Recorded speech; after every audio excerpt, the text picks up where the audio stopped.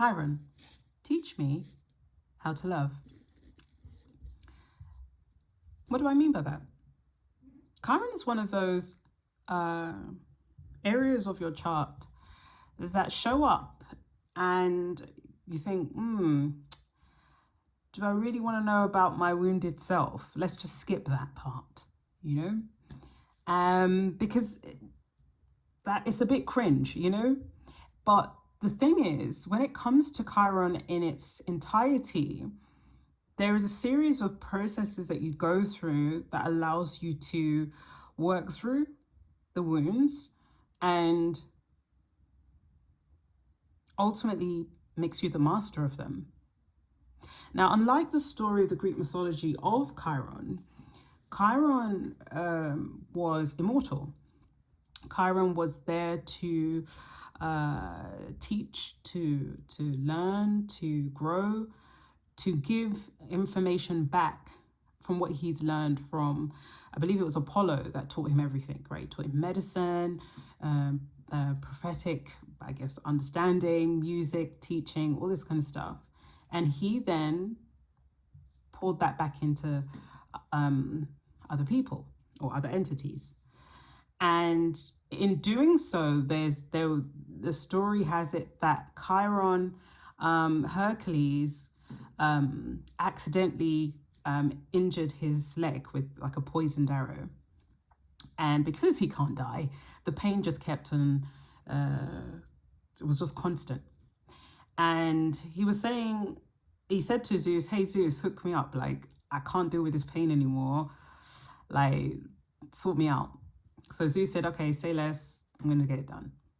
Now, what happens is that then Chiron then becomes what we now know as the asteroid in the sky.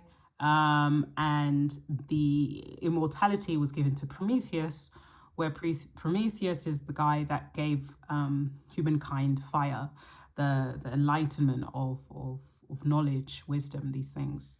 And so this kind of shifting of information or shifting of knowledge is very Chiron. And so in your chart, looking at the areas of where it will say, oh, this is where there's some wounds here. So have a look at that. Have a look at your chart and see where the wounded healer, where this symbol of Chiron exists in your chart. And you will have some idea of how you want to navigate this and how you want to work through it, and also discern which stage you're at.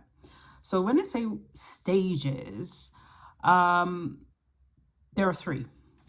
So the first stage is just acknowledging, right? Knowing that it's happened, right? So where have you been hurt emotionally? And again, like I said, it would be shown in your chart.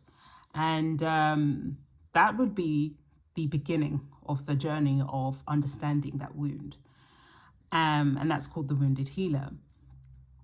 And then the second part is to examine the wound in a way of to the point of understanding it and learning how to alchemize it, learning how to fix it, but you would have to understand the problems of it to fix it.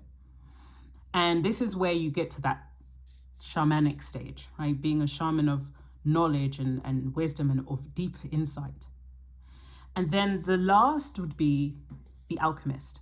So you're alchemizing in the second stage, but the third stage, it's more like you've accepted that this is part of your journey, but it's not a crutch anymore, it's empowerment.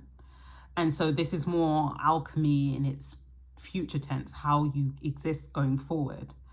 And so accepting the wound so it doesn't hinder true potential. And this idea of true potential, it kind of goes into the rhetoric of what's your reasons for being here? Why are we here? What keeps us going? What lights our fire?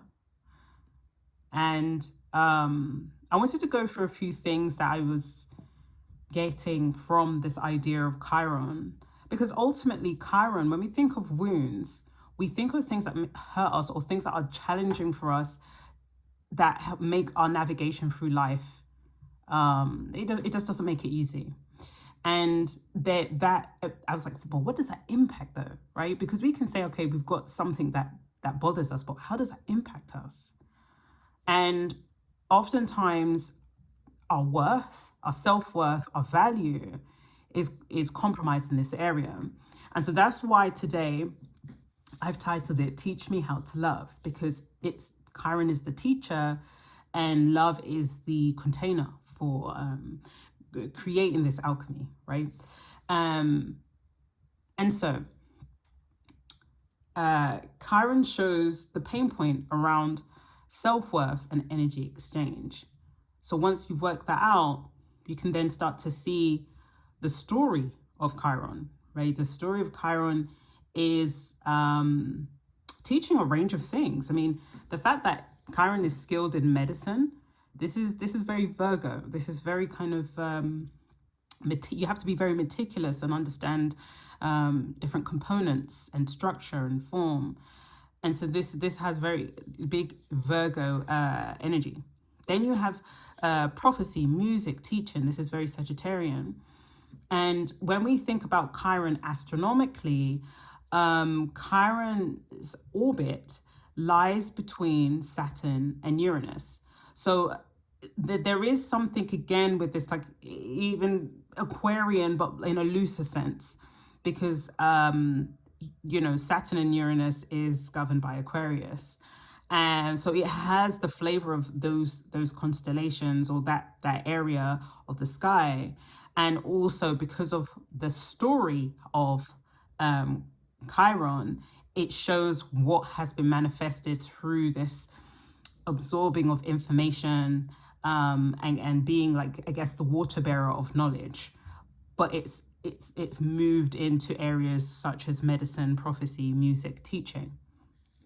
So I've put here just how this orbit of or where Chiron sits, because Chiron is a asteroid, sits in these energies or these celestial bodies, and seeing it like a bridge between structure and healing, right?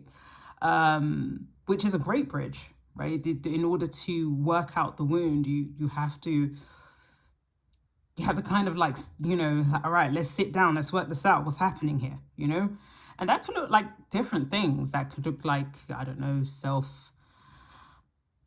going on a retreat or doing whatever, right? There could be many things of how you want to address the wound and how it's expressed in your chart as well, which is helpful, right? I mean, your astrology chart is there to guide you. It's not like a Bible, right? It's not like written like this is what you have to do. Like, it's a foundational layout for you to then work off of.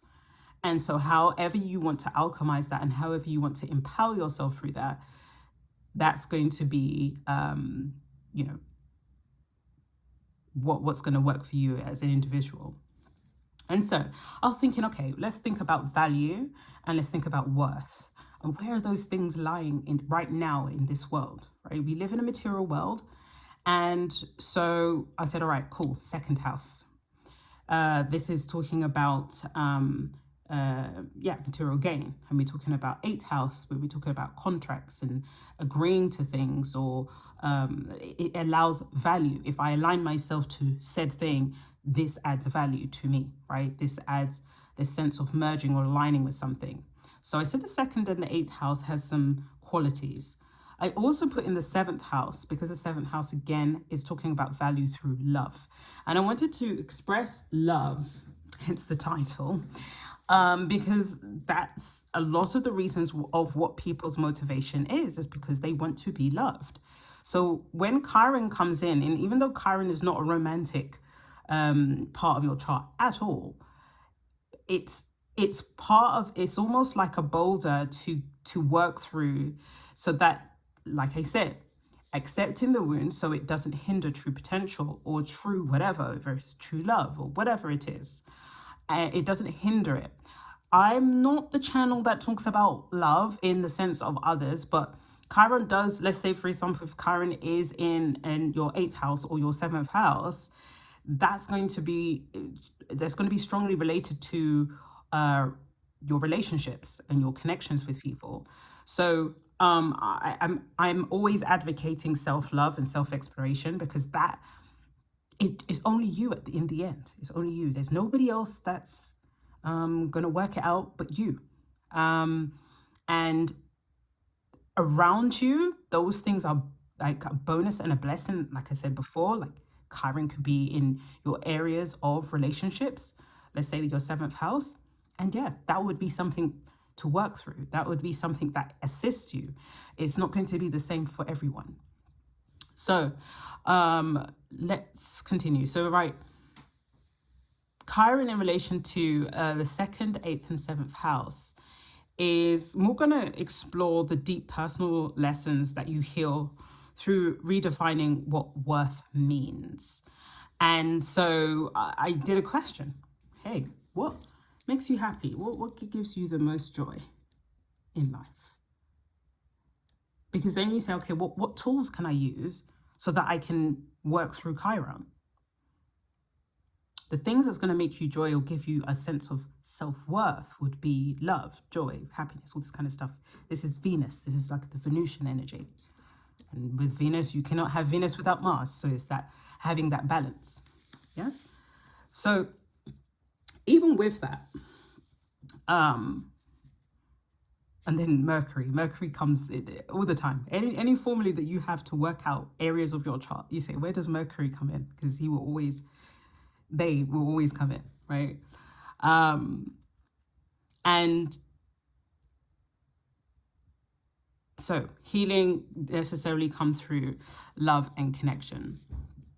And I was watching a video over the weekend. That's why I came up with this title.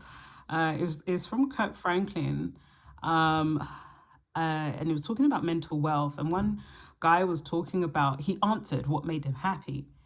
And he's like, well, we're often not the receptors of happiness. And joy often comes when we're looking at to provide it for somebody else. And everyone was like, They weren't doing this, but like, they might as well have done. And it was interesting, because even though he's saying that from a masculine point of view, of course, we have both masculine and feminine aspects to us. So I invite everyone to explore that, because it's not just the masculine, like the feminine as well has to put aside their happiness, because joy can look like providing for somebody else. And there's nothing wrong with that. And maybe how this person was depicting it was almost like a bit sad, like happiness now looks like me just looking out for myself. And this is where Mars and Venus come into play, because there's nothing wrong with being happy to help others. But when you're doing so much of it, and this is where Venus, when it's not in its when it's, I guess, in a detrimental state, becomes like that. Oh gosh, I look extra beautiful, or I forgot to, because if I do this, then I'm somebody, and you're exerting so much more, right? Oh, I've got to make everybody happy, because if I don't make everyone happy, then everyone's gonna not like me, and then it's like Venus in detriment. Whereas with this guy, that's where his Venus in detriment, or his Mars is in detriment, where he's doing so much, but there's no real goal or real. In the end, Mars has completed his action, but then he's deflated because he still feels empty. And so I just noted that down, because I thought it was such a powerful take, because so many people feel like this, masculine and feminine. And the idea to be able to balance that and look at it from a different perspective, to say, I can feel happy when I've fully explored the areas of Chiron, the things, the wounds, or people that can see these wounds, the people that can explore. When I've explored them, or other people have seen them inside me, especially if your Chiron is in relationship houses, that's when you can grow. That's when you can expand. And I put this to the song from Music Soul Child, Teach Me. And I was like, oh my gosh, that's such like a great example when we're talking about self-worth and we're talking about love. And it goes through the process of Chiron, the wounded healer, the shaman, the alchemist. And so where you have Music Soul Child talking about teach me how to love, this would be the wounded healer asking for advice, right? This is a very Venusian theme. Like, what's happening? Like, what is it that I'm not getting? Am I too Martian? Why am I not happy? Even after giving so much, why am I still not happy?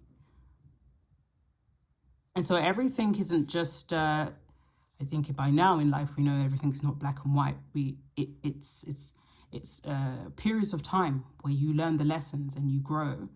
And Chiron, I think is probably, I say this about a lot of the celestial bodies, but like Chiron is very important because it's one of those uncomfortable spaces. It's like,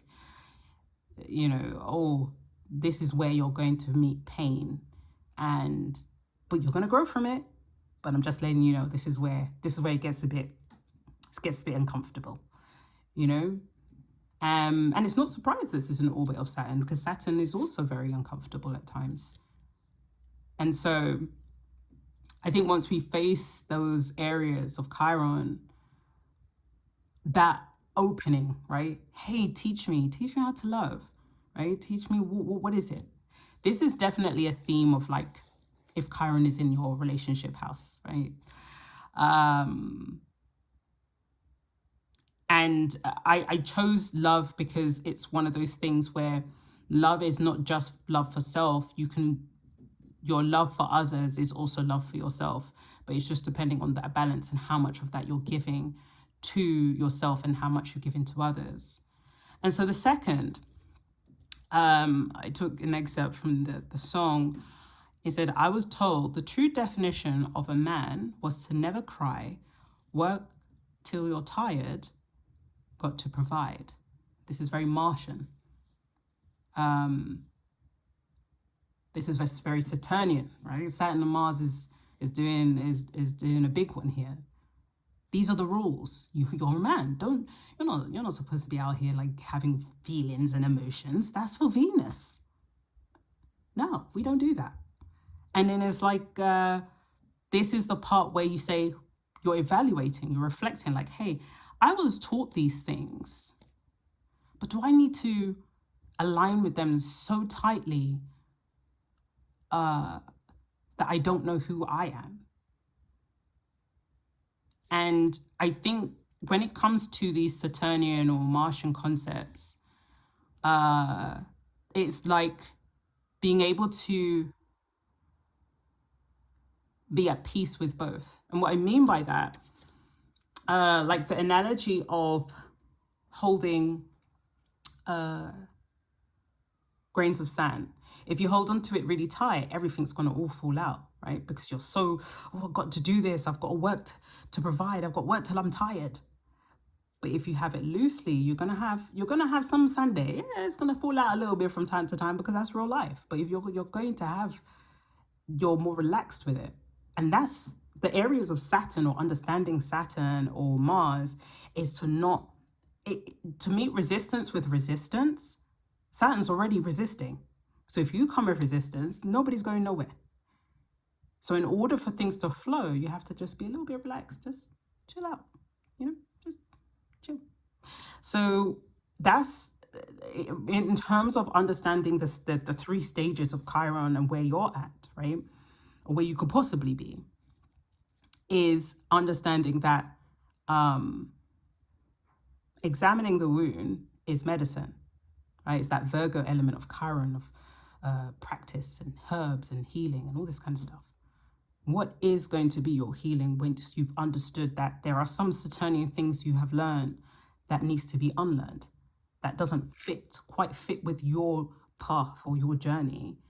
And so, have a look at Saturn, have a look at your Mars, have a look at where all of that is going, because It's all telling a story. And then once you've explored where Chiron is in your chart, that's when you can kind of start getting a bit like, start like, okay, this goes here, this goes here. That's when you become the alchemist. That's when that pain becomes so, you become so empowered by it. Nobody can try and shame you. Well, no, you can't shame me. I've worked through this. You can't make me feel bad. You can't make me feel guilty. Sorry. And in fact, you know what I'm going to do? I'm going to embrace it to the point that I'm going to teach others who maybe haven't worked it out the way that I've worked it out, but I'm going to show them. This is how you do it. This is how I've done it. And that's how you work through the chart. The astrological chart is not like your Bible. It's to work out of and say, bye, see you later. Nice knowing you. Peace.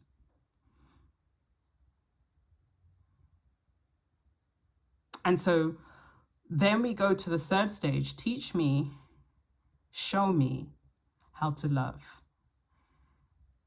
And that is the alchemy through others. Well, if your Chiron is in your 8th or 7th, or even perhaps your 5th. And so I put here, Chiron in the 2nd would be, teach me how to value myself. Chiron in the 7th would be, teach me how to love without losing balance. Chiron in the 8th would be, teach me how to merge without disappearing. And so with each of these elements of trying to, looking at your chart and working it out is already alchemy, FYI. And this is why you get readings, because sometimes the alchemy, you're like, okay, I've got this part, but like, can you just help me out here? Like, I just need to work. And this is where it becomes a collective effort. And so, with saying that, I thought it would be good to add some examples of how worth is explored. And we can go back to Chiron and reevaluate Chiron and its energy now that we've discussed Chiron to a degree. And we can go and see how we've evaluated or understood worth and a self-worth and identity astrologically, right? Our wheel, the astrological wheel, is showing small segments of the areas of life that we travel through and how that is being impacted over time. So like I said, the houses that I feel that carry worth, or the top 3, let's just say, because we could do all kinds of things, right? But the top 3 would be the 2nd house, the 8th house, and the 7th. So measuring value. So we have here, it's a chart, but it's a flamboyant chart. So we've got the house, we have the ruler of the house, we have the value that is attached to it, and we have an example of what that looks like in real time. So the first, like I said, this is the 2nd house. And the 2nd house is ruled by Taurus. And Taurus is ruled by Venus as well, along with Libra. And its value is material gain, aesthetics, possessions, and self-worth. So this idea of aesthetics, this idea of just in the most healthiest sense, is appreciating the rules of Saturn, right? Aphrodite is Saturn's baby sister. So it's, or Zeus. It's being able to understand that there are some things that Venus agrees to when it comes to the structural world of like Saturn or Saturnian things. And it's looking at whether it's where Venus is healthy or it's not healthy. And, with the Venus 101 video, I do go into what that looks like. So let's say Taurus in the second house. What can we attribute that to? All the time I attribute to material stuff, nice things, aesthetics. I decided to go into the food supply or manufacturing industry, or the food supply industry, and talk about what value is, right? Because oftentimes, we have all done it, I'd imagine, that we say, oh gosh, if that person goes to that really nice restaurant, that person's got a lot of money, so that means they're worth a lot more. But maybe it depends, right? Not everybody thinks like this. Some people have evolved, everyone's got different areas of consciousness, or at different stages of consciousness. And so I attributed this to, I was watching something where it was talking about there was a main supplier that was giving their food or their produce to different stores or different companies. But let's say one was, I don't know, providing street food. Another was a 5-star, I don't know, rooftop establishment. And another one was a local restaurant. But they're all getting the food from the same supplier. So what's the difference? It's the environment. Maybe it's going up to the 19th floor, right? The experience getting to that space. It's the hospitality. It's the smells. It's the catering. Maybe it's even the people that cook behind the scenes. Maybe they have much more. That's up to debate, right? How can value be measured? And we're constantly measuring value. So therefore, this will inherently affect Chiron, our sense of self-worth, our wounds, and where it needs to heal. So perhaps maybe if this area of, this could be very Saturnian for you, right? The second house could be very Saturnian. It's like, I would always say as a short measure, like, with Saturn, be good with it, be good without it. Don't put resistance with resistance. You can't try and outdo Saturn. You want to rise above it. So I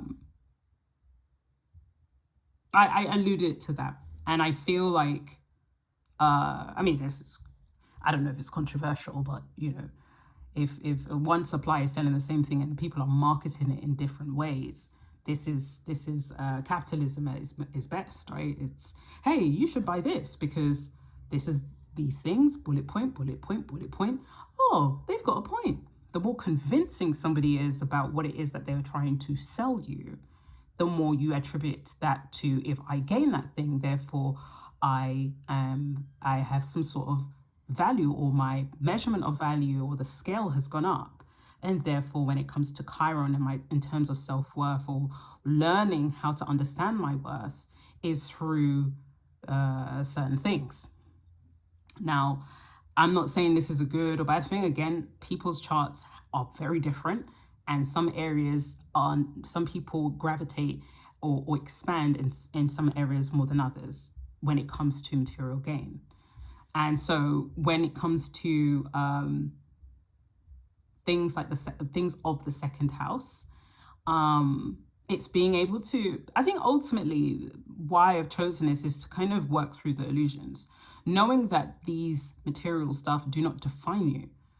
The more you start to understand the worth that is within, well, definitely within your Chiron and other areas of your chart, and what is that you're supposed to be doing, right? You can enjoy the pleasantries of this world because it has so much beautiful stuff.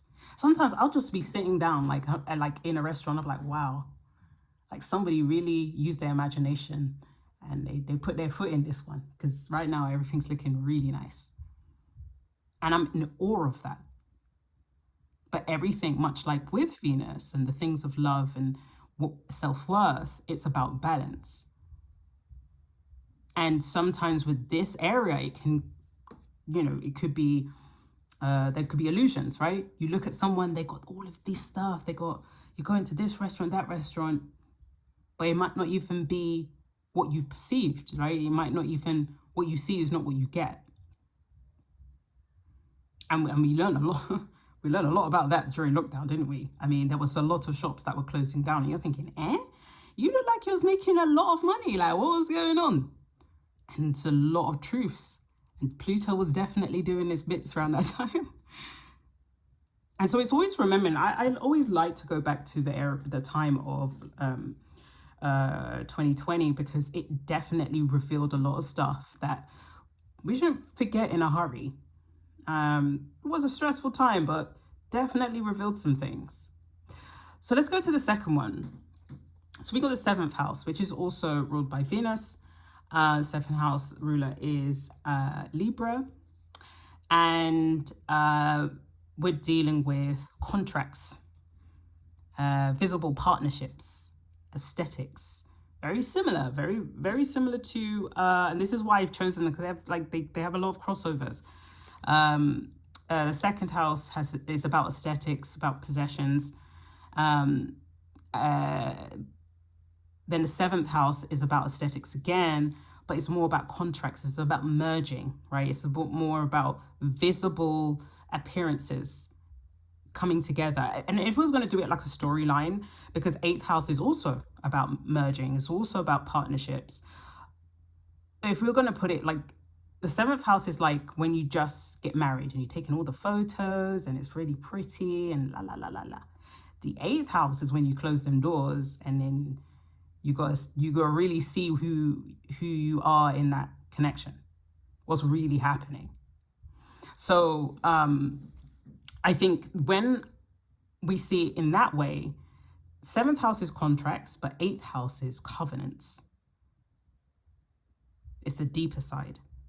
And why I've chosen Libra, because Libra is about, it's about curation. It's about commitment through curation. So everything has to look presentable. Everything has to look, this is why I say like it's like the young love, like blossoming, like, oh, there's such a nice picture. Oh, it looks so cute. And so with this merging, how does this challenge our self-worth? How does this impact our Chiron? Because after all, aesthetics is about how we look, how we're perceived to the world. If I do this, or if I align myself with this person, does that make me better? Does that make me less than?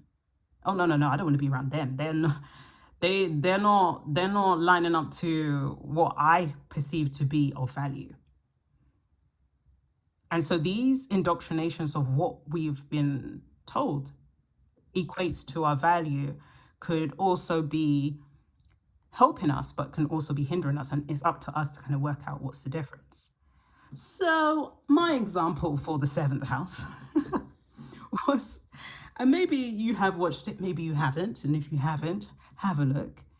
And it was the episode in South Park called Not Suitable for Children. And it was a special edition in 2023. And it was when, gosh, I forgot his name again. I'm gonna write it down somewhere. Yeah, Randy Marsh. When Randy Marsh decides that he wants to be an influencer. And he, goes through the journey, and then he keeps going and going and going. He goes into this, I guess, the rabbit hole. And he finds himself going into an auction house where there is other larger companies that want to push their rhetoric out to the world. And by means of doing that, they use influencers, right? It's a very interesting take, but it came to mind when I was thinking of the 7th house, when it came to value and worth emerging and making contracts or partnerships, and how, I guess in this digital age, the price of being seen. Now, obviously, this was done in 2023, so it's still quite relevant to what could be a thing, right? Who knows? Okay, South Park does bits. We sometimes we're just like, okay, you're taking it a bit too far, right? But I liked the idea of it because it's almost like it's relatable to how we understand contracts. I could have used an example of, I don't know, when you're first starting a job, or you say, okay, well, we're going to sign this contract to say blah, and what does that mean? You know, did you what are you actually signing your rights over to? What part of yourself are you is aligning you to that worth? Maybe it's a really established company, and you're like, yeah, this defines me as a person, right?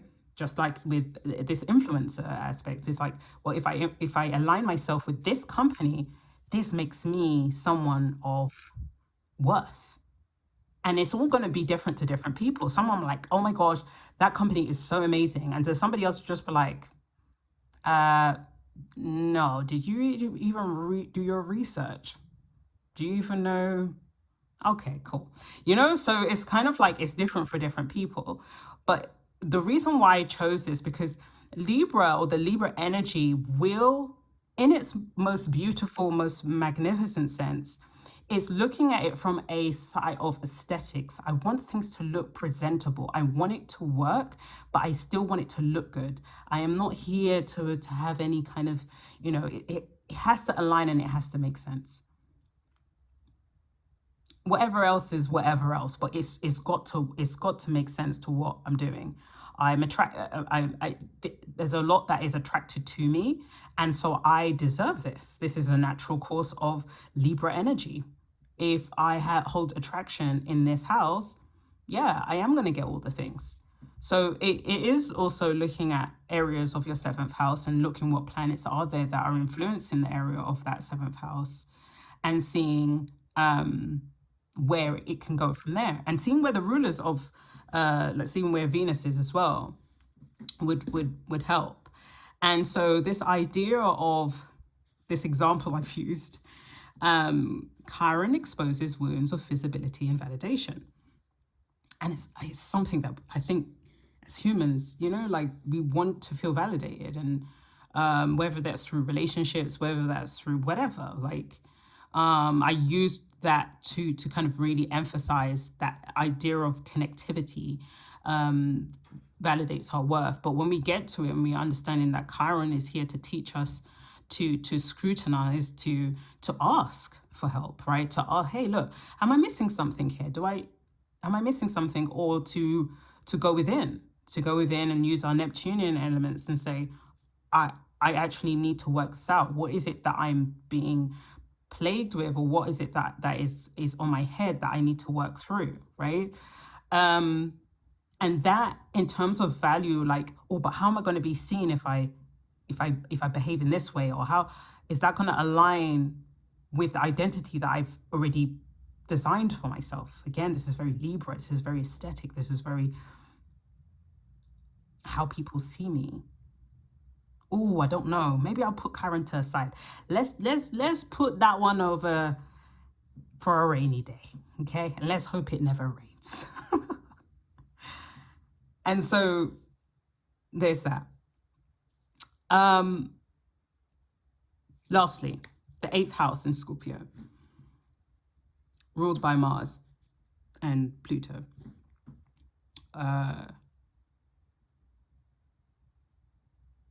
In its traditional sense.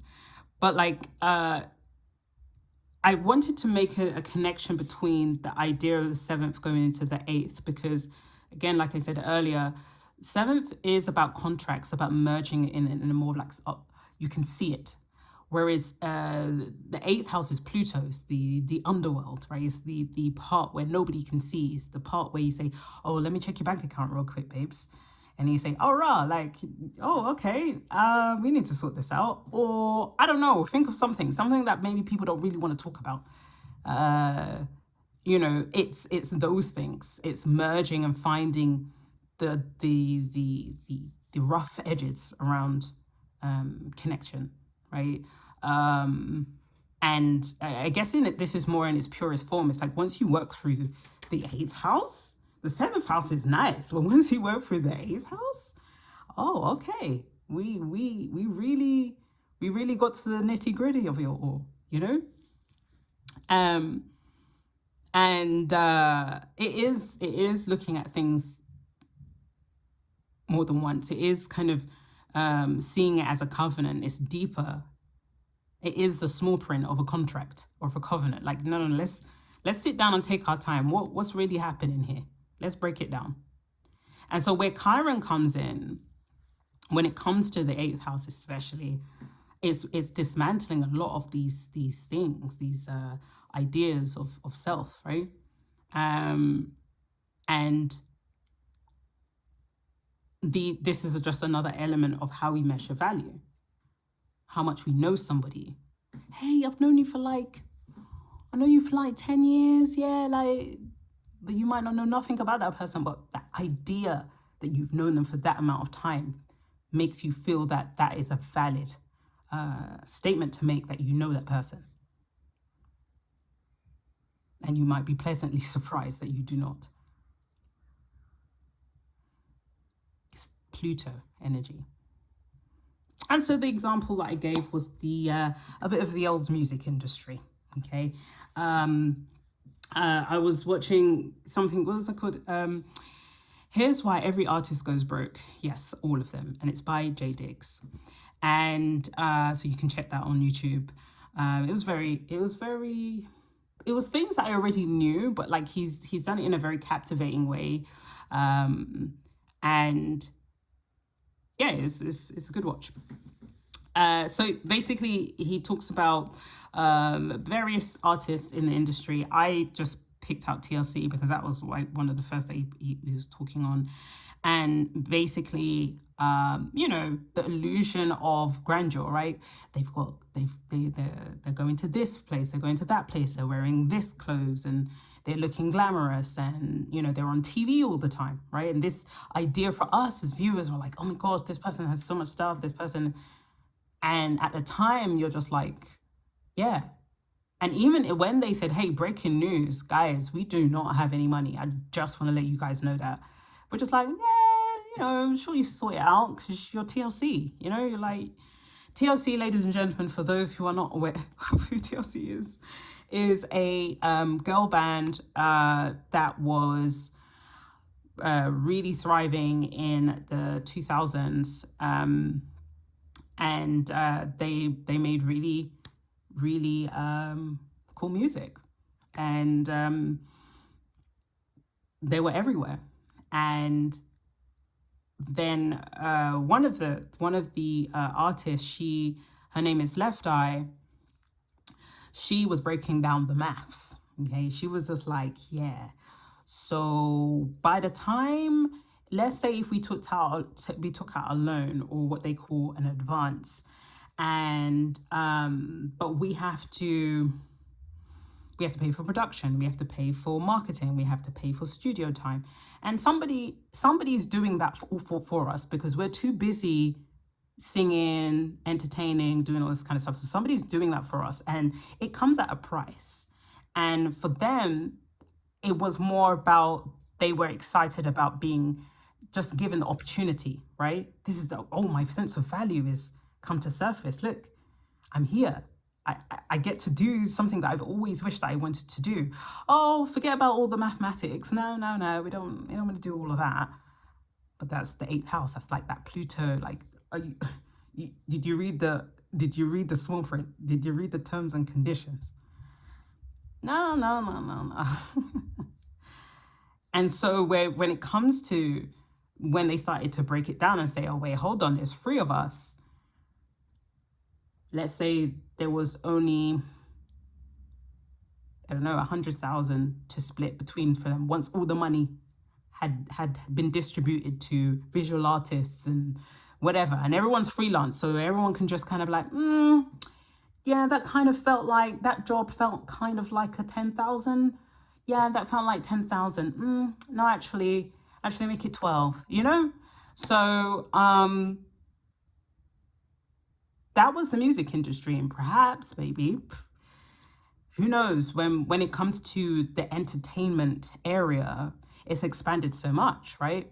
When TLC was around, the influencer level that we're at right now was nothing. There was nothing like this. It didn't exist. So, I mean, it could very well be like these music contracts, these contracts that you have could be like this, right? Could be this South Park, not suitable for children episode.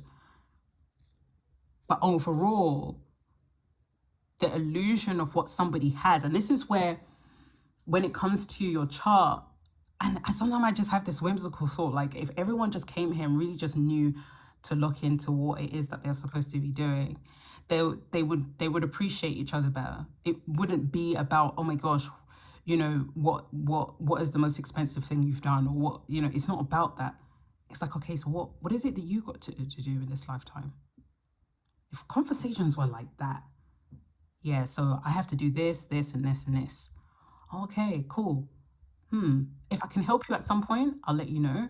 But I wish you all the best on your journey. Yeah, thank you, you know? Because that's what it is in the end. Everything else is a distraction. There's some beautiful distractions. Let me just make that clear, okay?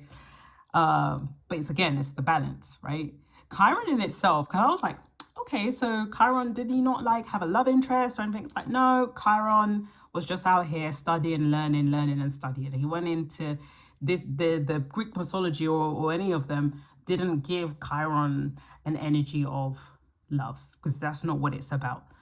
And so with that, it does become that when we're looking at the wounds that show up in our chart, or just the wounds in general, I guess, it's being able to say, okay, right, we have to look in. This is not all mushy, you know, lovey-dovey stuff. This is about, okay, what is it that I need to get done? What is this that I need to work through?